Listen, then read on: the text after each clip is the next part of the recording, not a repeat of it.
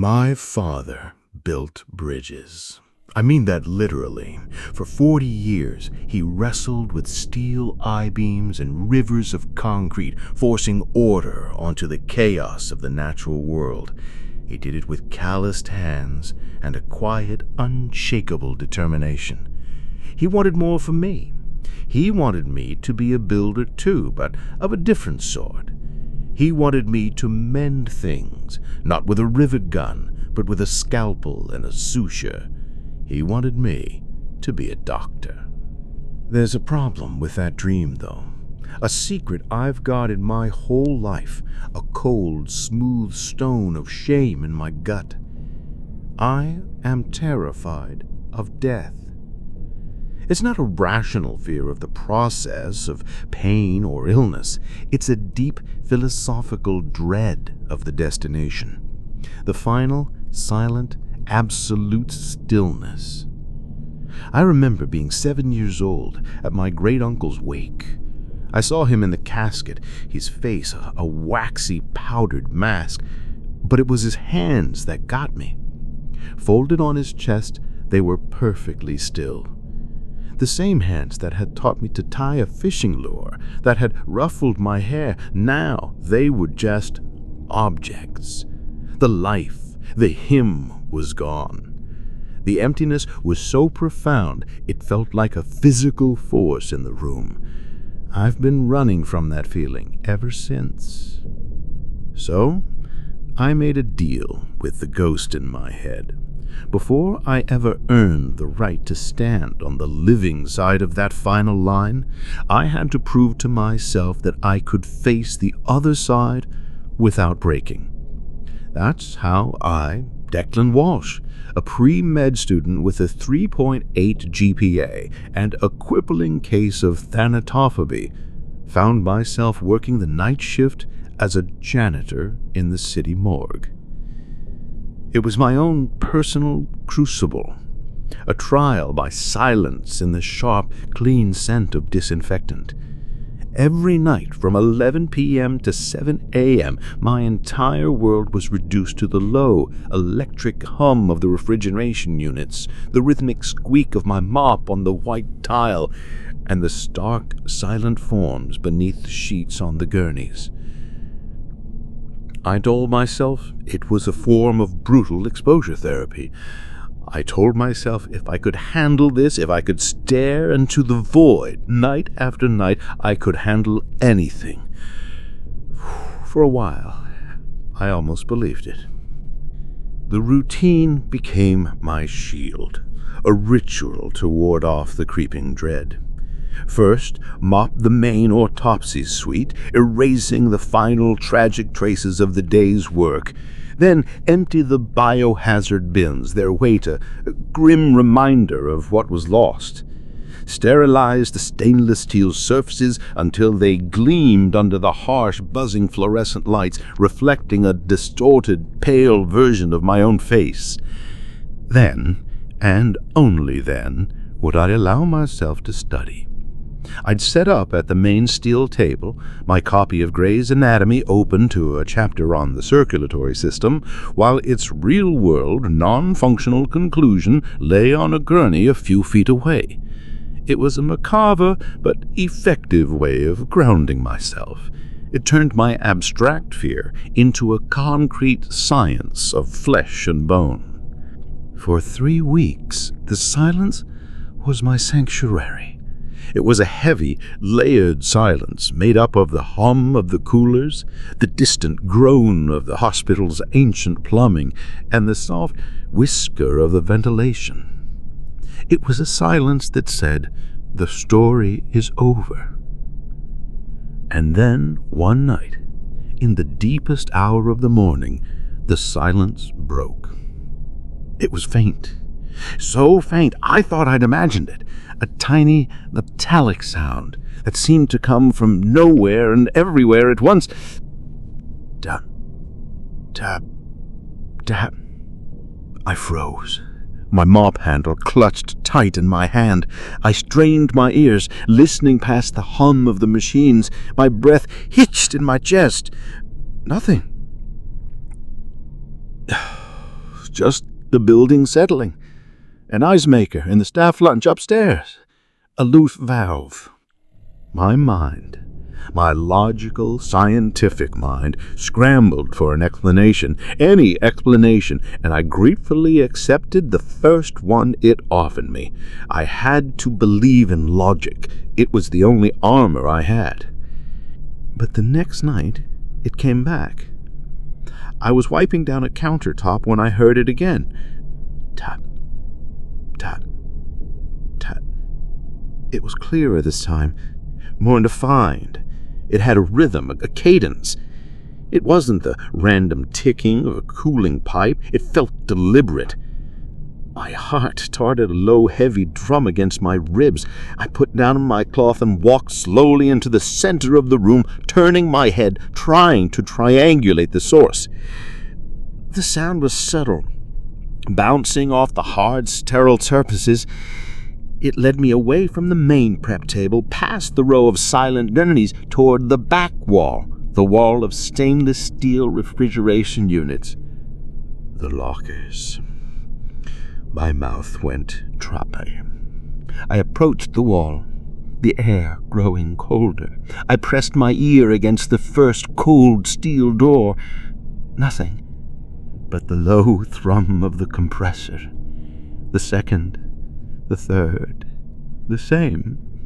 I moved down the line, my fear mixing with a strange academic curiosity, until I got to locker 7. Here, the sound was sharp, undeniable. The vibration, a tiny, insistent, electric pulse against my cheek. Tap, tap, tap. The next day, I couldn't focus. The memory of that tapping was like a piece of grit in my eye, a constant irritant. I found my boss, Seamus Donovan, in his small, cluttered office, hunched over a mountain of paperwork. Seamus was the man who looked like he'd been born tired and had been losing ground ever since. His shoulders slumped with a weight that had nothing to do with posture. "Seamus," I started, my voice sounding thin and reedy in the small space. I heard a noise last night from one of the lockers. Number 7. A tapping sound." He didn't even look up. He just circled something on a form with a red pen.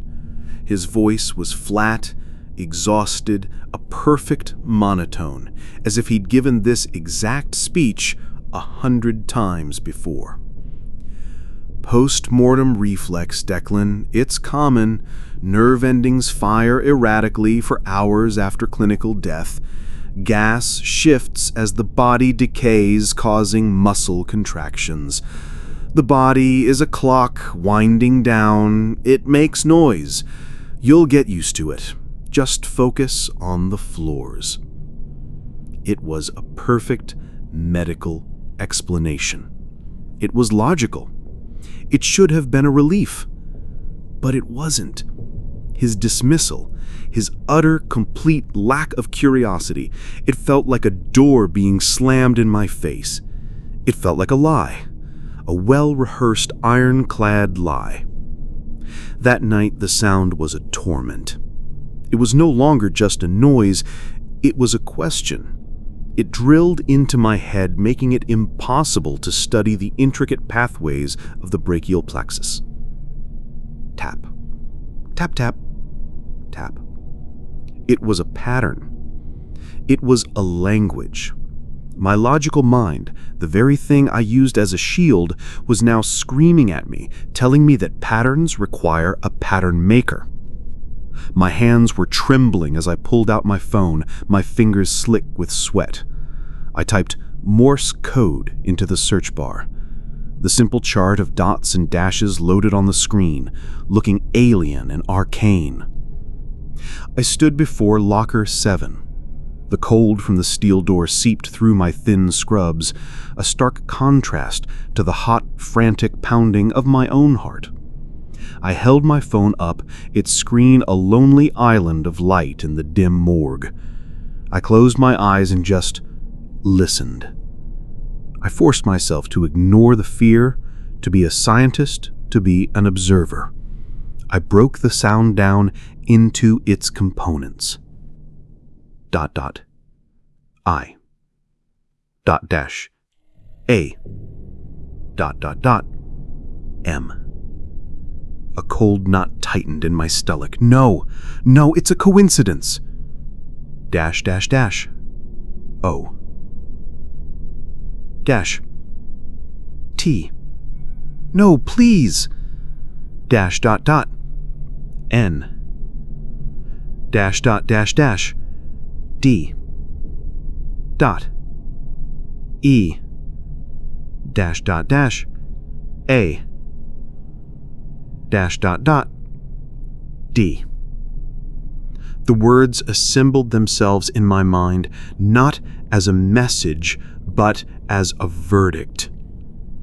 The floor seemed to tilt beneath my feet. My shield of logic didn't just crack, it shattered into a million pieces, leaving me naked and exposed.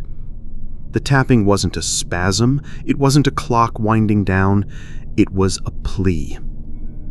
I am not dead. My mind went into freefall.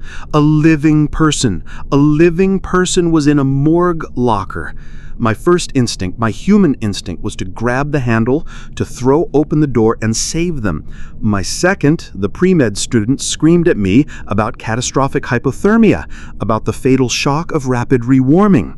My third, the terrified young man who needed this job, whose entire future was balanced on a knife's edge, screamed that I was about to be fired, expelled, and possibly charged with tampering with a body.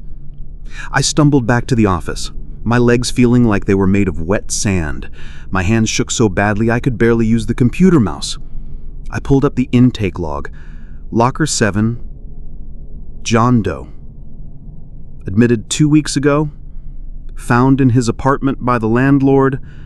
Cause of death, massive cardiac arrest. No signs of foul play. And then I saw it again, that single, strange, highlighted addendum to the file. Patient is equipped with a non-standard experimental cardiac device. Under no circumstances is the body to be moved or the device tampered with. An experimental device. A man tapping from inside a freezer. My mind was a roaring chaos, unable to connect the dots. I had to know more. I couldn't call the police. Who would believe me? I had to respond. I had to know who I was dealing with. I went back to the locker, my own heart feeling like it was going to seize in my chest. I took a deep, shuddering breath, and with a trembling knuckle, I tapped on the cold steel door. 3 slow, deliberate taps. W. H. O. For a long time, there was only silence. A heavy, suffocating silence that was worse than the tapping. I started to doubt myself. Maybe I was losing my mind. The stress, the isolation. Then the tapping from inside returned. But it was different. The slow, weak pulse was gone. This was faster, frantic, desperate. It was a flurry of tiny, panicked vibrations against the steel. ... I ... T ... I ... S ... W ... I ... T ... H ... M ... E. It is with me.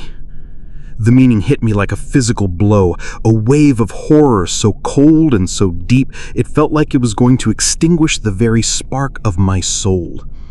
This wasn't a victim crying for help. This was a guard shouting a warning from his post. He wasn't trapped in the locker. He was keeping something else trapped in there with him. I didn't walk to Seamus's office. I ran. I slammed a piece of paper on his desk with the 2 translated messages scrawled on it, my handwriting a jagged mess. "What is in Locker 7? I demanded, my voice cracking, all pretense of professionalism gone. He looked at the paper. He looked at my wild, terrified eyes. And then, a long, weary sigh. The fight seemed to drain out of him. The immense weight on his shoulders seemed to double, to triple. He slowly, deliberately, took off his glasses and rubbed the bridge of his nose. He gestured to the chair opposite his desk. "Sit down, Declan." And then he told me everything. The world I knew, the world of science and logic and anatomy, dissolved around me. He told me the morgue wasn't just a morgue. It was a filter, a quarantine station for things that science had no name for, things that slipped through the cracks of life and death. He told me about the entity. He called it the Echo, a psychic parasite that exists in the final, fleeting moments of brain death, in the last fading electrical signals. It can't create, he said, only mimic. It finds a fading consciousness and uses it as a bridge to a living host. It doesn't possess a body, not in the way a ghost might. It hollows out a mind, a consciousness, and wears it like a suit, leaving the body a perfect, undetectable puppet. The man in Locker 7 was Ronan Kearney, a member of a small, secret order. He didn't even know their name, who hunted these things.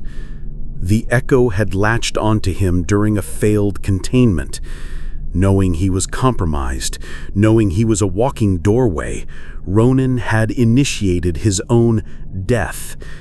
The experimental device wasn't a pacemaker. It was a weapon, a prison. It emitted a constant low-frequency, psychic static that paralyzed the non-corporeal Echo, binding it to his dying body. The intense cold of the morgue weakened it further. Ronan was in a medically induced near-death state, consciously, willingly, acting as a living cage.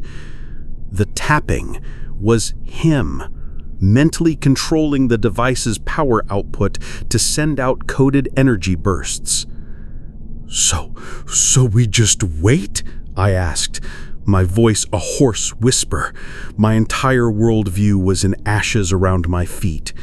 "We wait," Seamus confirmed, his face grim and gray under the fluorescent lights. "He keep him cold until the Echo starves. It feeds on consciousness, on thought. In that state, there's nothing for it to eat. But there's a problem." He slid the intake file across the desk towards me. "Ronan's been in there for 2 weeks. The device's battery was only rated for a 15-day cycle." The desperate tapping wasn't just a warning. It was the prison's low battery alarm. And it had been 2 weeks, to the day. The next shift was a vigil. I didn't clean, I didn't study. I just stood in the center of that cold, white room, and I listened. The silence was a living thing, a predator waiting to pounce. My own heartbeat was a frantic drum against the quiet. The tapping started just after midnight. It was weaker than ever before, a pathetic, stuttering pulse like a dying heart. Tap, to tap, to... And then, after one final faint pulse that I felt more than heard through the soles of my shoes, it stopped. The silence that followed was absolute, complete. It was the loudest, most terrifying sound I have ever heard. The warden had fallen. The cage was open. A single light bulb over the main autopsy table flickered once, twice, and then popped with a sound like a gunshot. Another followed. The main power cut out with a heavy, final thunk, plunging the morgue into the dim, hellish, blood-red glow of the emergency lighting. The constant, comforting hum of the refrigeration units died with a final mournful groan. And in the sudden, terrifying quiet, a new sound. Clank. The magnetic lock on a locker to my left failed. The heavy steel door swung open an inch. Clank. Another one, across the room. My eyes were glued to locker 7, expecting it to burst open, expecting some monster to emerge, but it remained shut. The horror, it came from everywhere else. From the locker on my left, a pale, waxy hand flopped out, landing on the tile with a soft, wet sound. Its fingers began to twitch, curling and uncurling. From a gurney under a sheet, a foot began to kick, a slow, rhythmic thump, thump, thump against the metal frame.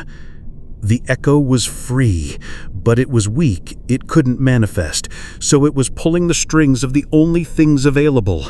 It was animating the dead. It was a puppeteer, and its puppets were the silent occupants of my morgue.